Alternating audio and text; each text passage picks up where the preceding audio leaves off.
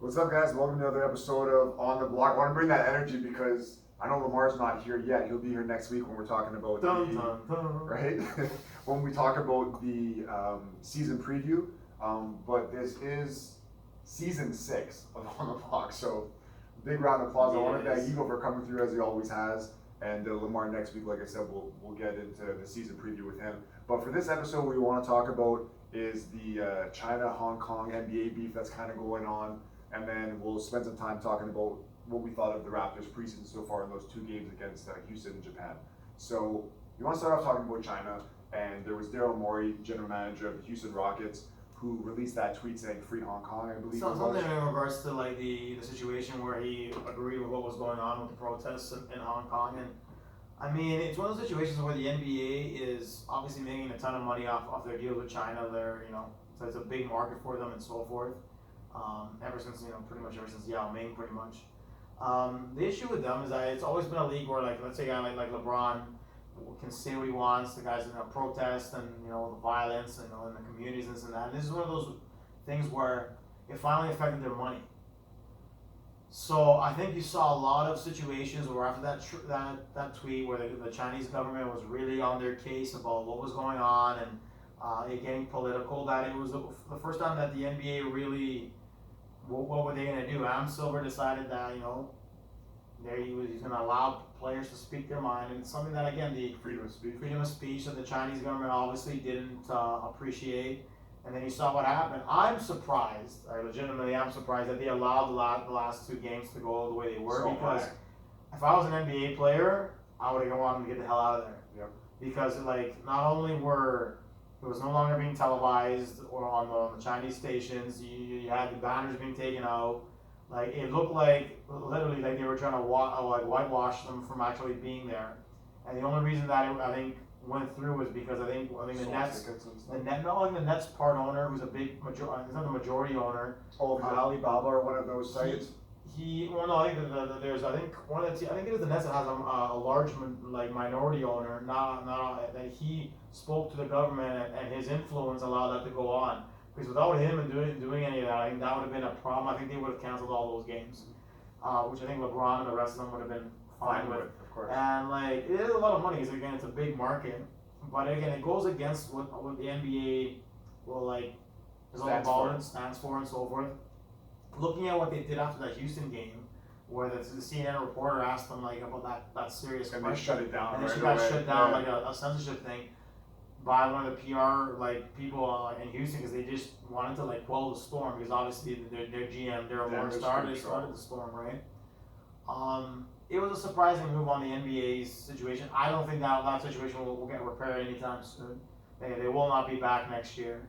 I think that the government is probably going to be in a way of censoring a lot of what's going on. And again, it kind of makes you think, living here in Canada and in the US and other parts, it kind of really makes you think about having the rights to say what you want to say in a specific type of manner, and not being censored in that way of only certain things get through.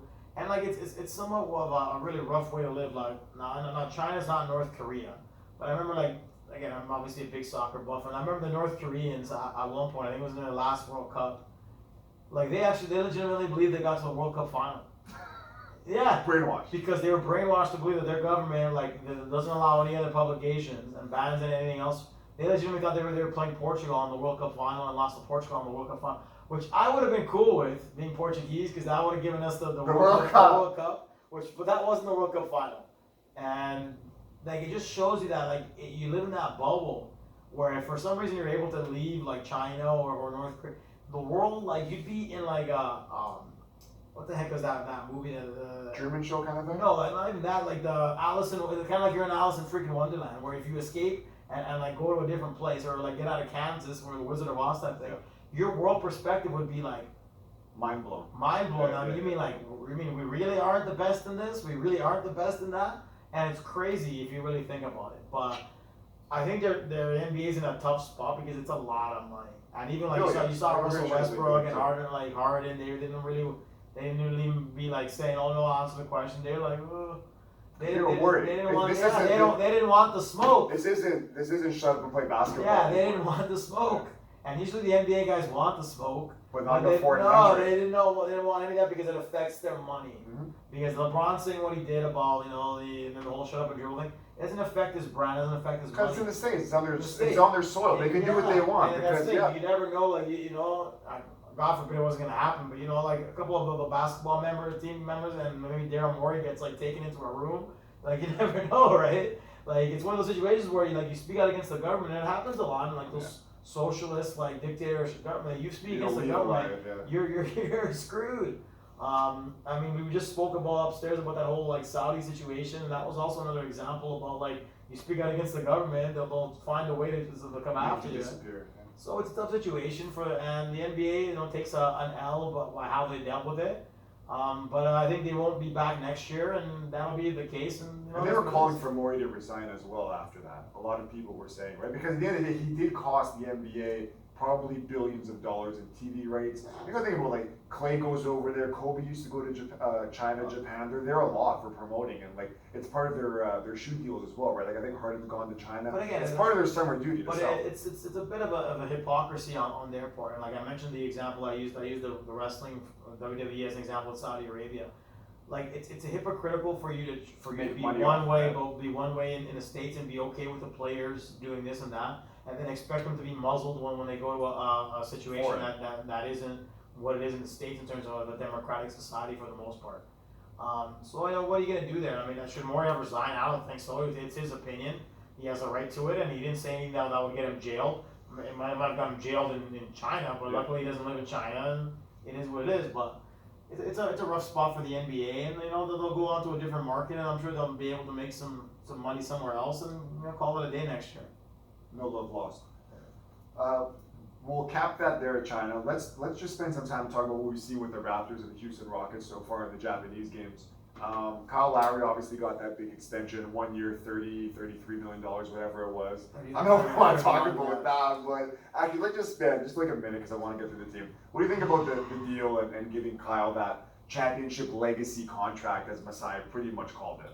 Well, I mean, I've made my thoughts about Kyle Lowry. We know how we both stand as Kyle. This is season 6. We all know how I feel about Kyle. I will give Kyle credit in the closing out Game 6 game.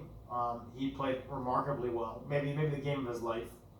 A clock is right 2 times in a day too, right? Game 5, he wasn't great. He had a chance to win the game. He messed that up or whatever. Yeah. Game 6, he came out like a man on fire. I will give him credit. Of course. Weird that a man plays better on the road than he does at home. Usually it's the contrary. When I saw the deal, I'm like, I was a bit taken aback, and then the reports about but then it makes sense. I don't think it was a holdout. It was one of those situations where he if he didn't get the deal that he wanted to be traded, and that just again shows you the kind of guy that Kyle Lowry really is. Right? I want to be here. He would have, if I kept saying. That last contract of the Raptors gave, it was something like 3 years, $90-something million, right? Was it 100? Okay, so it was about 33 a year. If he would have gotten $1 more from any other team, he would have been gone in a second. Yeah. But he comes back with sitting beside him. This is the place I want to be. This is the place I've always wanted to be. And it's like, come on, man. We've seen it there before. And that's, just quickly, I want to say, that's what separated, to me, DeMar and Kyle. Both of them have been well-documented playoff chokers during their tenure with the Raptors before, let's say, this season that just passed, right? But at least DeMar, you know that every time he was on the court, not to say Kyle doesn't bring it, because he typically does, but with DeMar, at least you know he was going to score all the time, didn't have the defense, but he wanted to be in the city. That was really the big thing. Fair. Go ahead. I mean, again, I 100% agree with you on Kyle, and I think we can have a 20-minute segment. $1 more, he was gone. Yeah, he was gone, and I think I know that the DeRozan thing would have been another situation, and that he would have been dealt. And the way he dealt with that last season was a disaster. And sure, did the season go remarkably well for the team? Yes. Did Kyle have a huge emphasis on that? He did in a sense because he was the third option on the team, sometimes fourth. Fred was the better player in that series though. Exactly. Right? So even then he was a number 3. I was number behind Pascal, 4 actually. Pascal, and Kawhi, and Fred. And there you go. And that just goes to show you that paying a man $31 million. It's a smart move in a sense because now that you look at the logistics where it's an expiring deal, the summer that's coming up where the Raptors will have a ton of money because likely Gasol's likely gone and Kyle's going to be gone and Serge and all those high-priced guys. there was no one to really spend that money on anyways. No one worthwhile that was going to make the franchise any better. So like keep Kyle around, make the team competitive. And show the big thing that like I said, the reporters were saying when I went to that event was, at least you showed the league, because they had to do some damage control after trading DeMar, right? Even though they paid him $200 million, he's going to get that money guaranteed. It wasn't an Isaiah Thomas situation or anything like that. They sent him packing cool. You know what I mean? Like, nobody was happy about it in the city at the time because everybody loves DeMar. No, but I'm just saying, like, just as, like, because they like the guy. You know what I mean? I was thrilled. But now that you sent him packing, you gave him $200 million as a parting gift. San Antonio, which has less tax than we do as well. And then now you're looking at Kyle, and what they're saying is you took care of your guy. So now it's like, after you sent your other guy packing, you paid him a little bit more money. You didn't trade Kyle in the offseason. But players want to come to Toronto, maybe, which they're still not going to come. But you took care of your guy, but what sense of, like, the money that they paid Kyle, what sense of loyalty do you really owe Kyle Lowry? He's a mid-30s point guard. And he's been given $140 million by the Raptors. I guarantee you, by the end of this season, I will guarantee you that he's going to, now that he's going to be thrust into a bigger role. By the end of the year, you're thinking, oh man, you're going to pay this guy $31 million next year, and it's going to be a problem. And not the problem is that they did it smartly because an expiring deal on a free agency year that's going to be packed with guys that are going to be like stacked. Well, teams may want to take that expiring deal where you might get some good young assets out of it because again, you don't know who's going to want to come to Toronto. Yeah, it was a smart move by Masai. It was a decent PR move. Will Kyle earn the amounts of money that he's going to get these next 2 years? Me personally, I don't think he will. This is Pascal's team. It really is. It's Pascal's team. But boom or bust. If Pascal doesn't take the next step, which I think legitimately that he's shown the signs that he will. This is his team. It's not Kyle's team. Yeah. Like he's the best player on the Toronto Raptors right now is Pascal Siakam. By a pretty wide margin, in my opinion. Okay, let's get into that. I want to talk about what you saw from the Japan games and who do you think is maybe prized. Because they have a lot of guys that they bought low on, right? I want to talk about Stanley Johnson and then also Rondae Hollis-Jefferson, two guys that they're kind of hoping are going to do something. Who has his own elevator posting at Scotiabank Arena, which I was quite stunned by. Yeah, really? They have him on the elevator. I'm like, really, the man hasn't played a game in a Raptors uniform. You already have him as like the main centerpiece and like the elevators. That's very interesting. There's not many guys that they brought us. So I was going to go through the depth chart with you. So you got Kyle starting, and then Fred's going to back him up because you're going to start Norm at the 2 spot. And now Norm's another guy who has, I believe, another 3 years left on that deal. See, and that's another thing. I wouldn't even be stunned if by the end of the year, Norm sent packing? No, not Norm, because actually Norm was actually pretty good in his games. He was shooting the ball quite well. I was impressed. Yeah. I was actually saying by the end of the season, I wouldn't be stunned that Fred takes over as a starting point guard. I wouldn't be stunned by that. Yeah. I wouldn't, because if Fred continues what he was doing. You do some kind of load management with Kyle, so it's not like they're embarrassing him saying you lost your starting spot, something like that. I wouldn't stun me. If Fred was more efficient and had a good year, because his confidence must be at an all-time high, and then the team plays for Fred. And I from when Brandon was here, and I remember we had this talk years ago when Fred was in his rookie year, which is probably 3 or 4 years ago, and I said Fred reminded me a lot of Kyle. 2 undersized guys that are physical, they'll play defense on you, both pretty good shooters, do a bit of everything, good like floor generals, and that's pretty much what he's become. Wouldn't you say? Maybe even a better, more efficient version of Kyle? Right? I mean, both good defense. One of those guys, again, both are very undersized, inconsistent at times. I mean, Fred had a really bad first series, then really like came to light in Milwaukee and then the Golden State series especially. But he's also a guy that deals with a lot of injuries, so he's a guy that's usually pretty injury prone that'll miss at least a few. Kyle's missed time too. So again, there are a lot of comparisons. I personally I don't know, it's just something about the way that Fred plays and the way that Kyle, I don't know, I was happy with what he did in Game 6. I've never been a huge Kyle guy. His statements over the years of meaning to rumble in one game and then coming out with 5 points in or 0 in Orlando. Yeah, like that kind of. And he got another goose egg in a Milwaukee game earlier in the year. You're paying $30 million. The guy can't score you 1 point. Like no. And I've been off the whole Kyle and DeMar thing. DeMar was another example. I'm not going to get into that huge. Same. What happened in Game 7 with San Antonio in that first round? They gave DeMar the ball, clutch situation. He choked as usual, and that's just DeMar. That's what he is.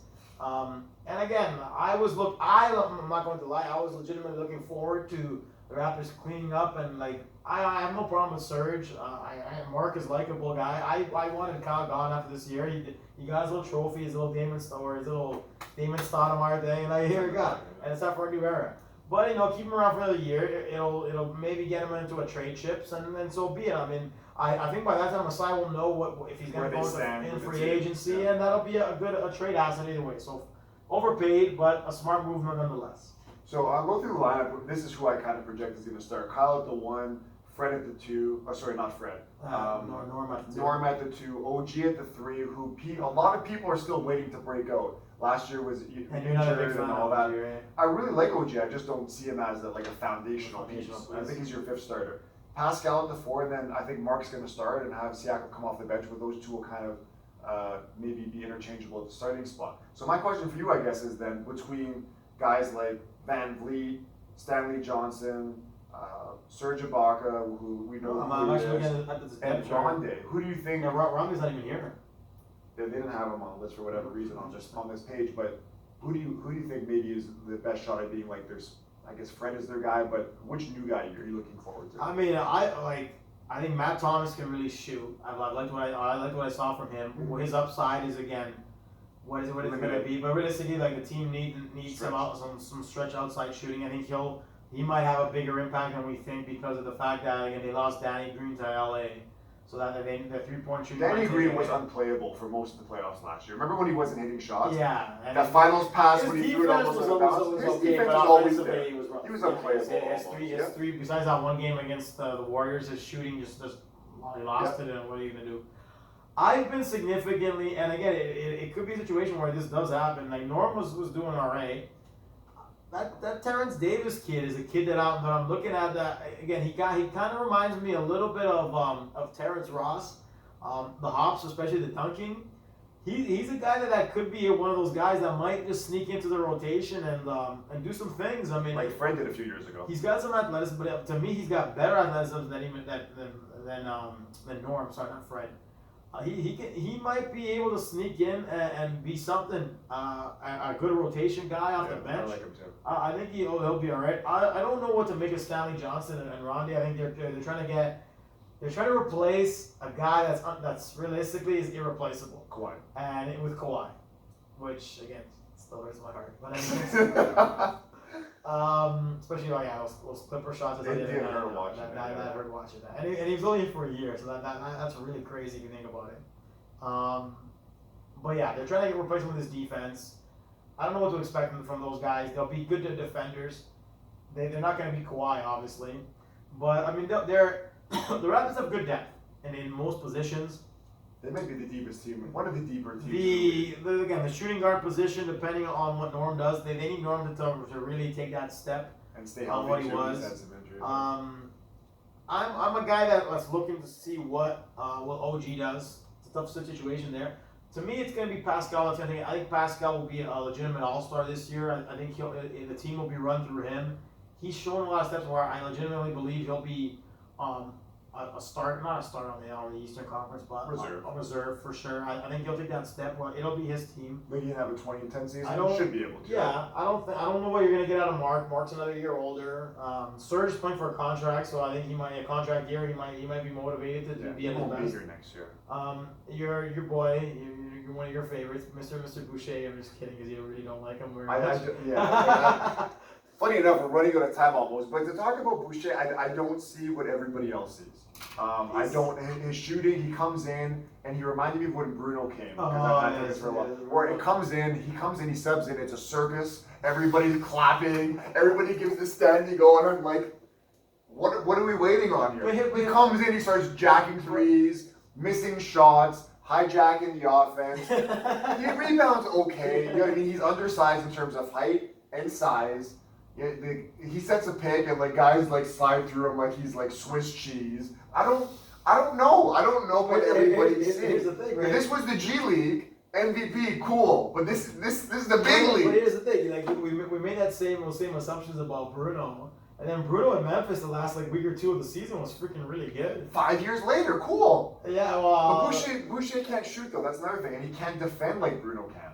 Well, what Bruno was in was like, again, I think Bruno re-signed with Memphis, I believe. Yeah. And I like what Bruno's done. And shout out to Bruno for working on his game, shooting the three, putting in the work. I mean, Bush can shoot. I mean, Bush can hit the three. Stop! Stop! I can't do this! I don't want to hear it, man. Like, when he gets released, and this is the thing. I have nothing against him as a guy. Actually, I do. Because you know what? As I left the stadium a few times last year, he was walking through like he was James Harden. Yeah, but I don't want to get into it because this might lead somewhere. What about the rookie kid, Hernandez? What do you think? I don't know. Like, whenever I saw him in the summer league, he looked pretty decent. Big guy. Is he gonna get minutes on that? He's got the length. Well, who knows, man? Like once Chris Boucher plays a few times, you've seen what you need to see. We need to move on to the next. Bye, Boucher. We need to move on to the next. But you know what? I really like what Hernandez brought. And the thing is, with these guys are like their 12th man. Between Terrence Davis and him, those are two guys I really want to see play.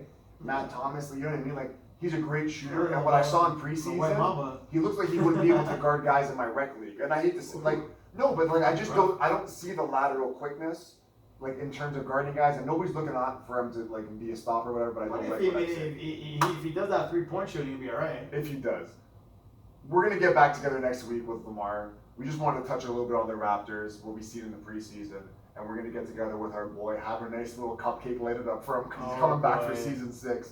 And we'll talk with you guys then. So enjoy the rest of the preseason, and we'll talk with you guys next week for the East and West previews. We released him from the deal. He came back. Take care. Oh shit. Oh man.